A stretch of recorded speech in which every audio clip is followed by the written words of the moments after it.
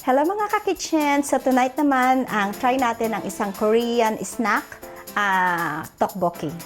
Samahan niyo po ako. So nagpainit na po ako ng ating kawali. Lagay natin ang mga dalawang tablespoon ng butter.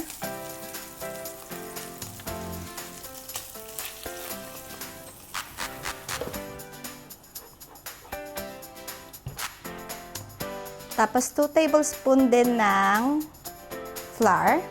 Pampalapot siya.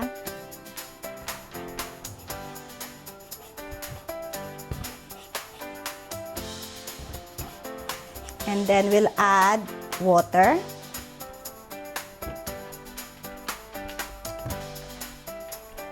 Nagpa-boil na ako ng water, so we need mga 1 cup ng water. Then, halo lang natin.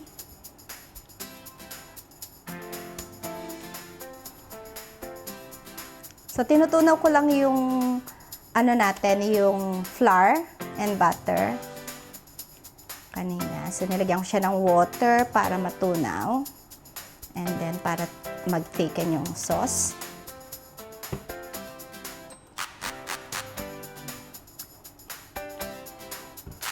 So, habang ginagawa nyo to, make sure na naka-low heat muna siya para lang nyo yung dissolve nyo yung mga flour. Nag-add ako ng konting water kasi masyado nang thick yung sauce niya. Pag ganito na siya, we can add yung gochujang. Ewan ko kung tama ko na-pronounce yun. So, depende sa gusto nyong anghang. So, I'll just put 1 tablespoon muna.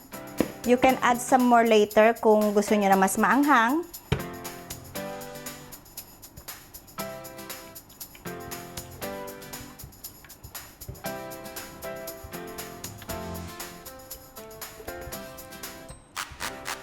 Pag ganito, magdagdag ulit ako ng water. Mga another cup of water.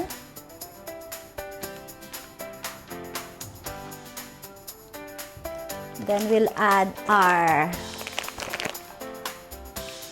Korean sticky rice. So may iba-ibang shape nito, may bilog, may cylinder, may I think parang flat yung iba. So lagay na natin siya. This is ilang grams ba to? 500 grams. So, dito, kailangan nakasoak yung rice cake. And we'll add chicken powder. Chicken powder.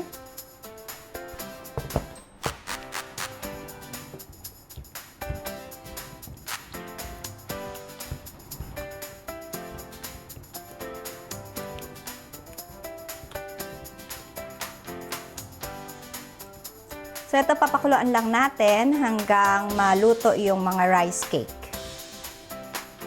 Yung sticky rice cake.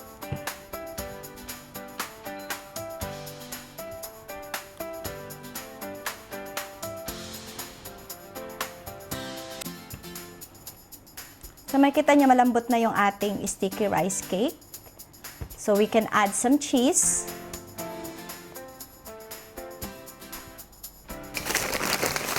So you can add grated cheddar cheese. Ooh.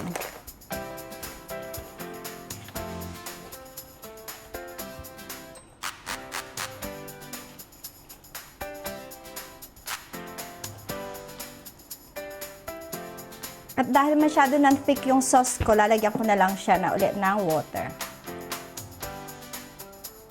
So, kayo na mag-adjust yung water nyo. Pag alam nyo masyado ng malapot, you can add water. Tapos, pag gusto nyo ng asin, hindi ako nalagay ng asin kasi maalat na yung cheese.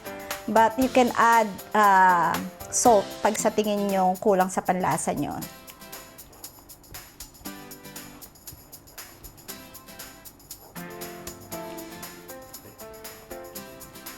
Pag ganito na siya, luto na siya kasi malambot na yung ating rice cake, patayin nyo na yung apoy, and ready to serve na siya as snack sa mga kids, pang snack sa mga bagets.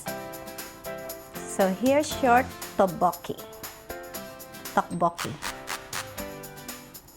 And also, pag may mozzarella pala kayo, mas maganda, you can add it on top.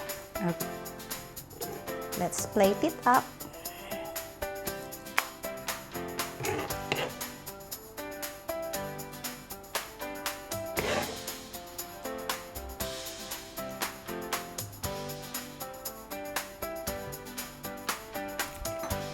Okay.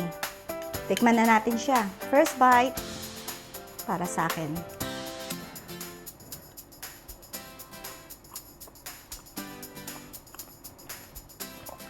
Sakto yung pagka-cheese niya at saka yung anghang niya. So, sakto lang isang tablespoon ng gochujang.